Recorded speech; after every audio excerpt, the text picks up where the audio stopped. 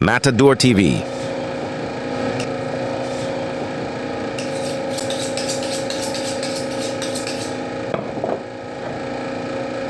Rib eye.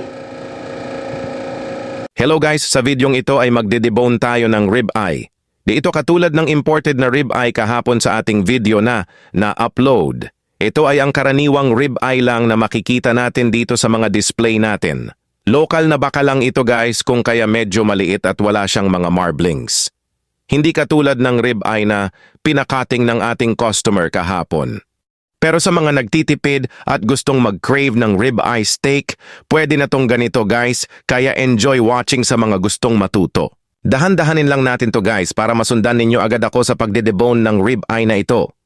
Sa pagde-debone nito guys, ay dapat laging nakadikit ang hinahawakan mong kutsilyo sa buto or sa mga ribs ng baka na inyong ide-debone, katulad ng ginagawa ko. Hindi lang to perfect guys, kasi dapat naming iwanan ng konting laman ang mga buto nito para naman mabenta pa namin at di maiwan sa display.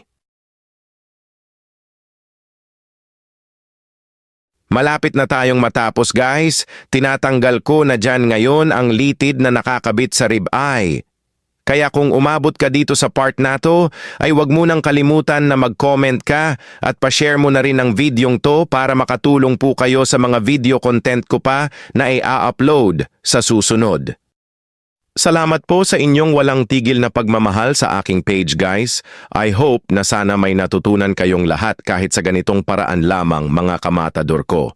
At shout out po pala sa inyong lahat na mga sumusuporta sa aking mga content kahit na paulit-ulit na lang. At dito guys, konting trimming lang to, malapit na tayong matapos.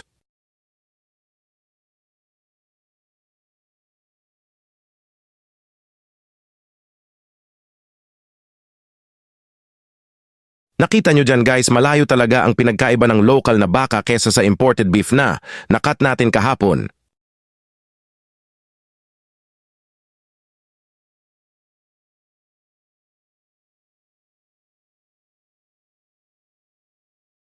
Ayan na guys, rib eye is ready to serve. Peace out! Thanks for watching.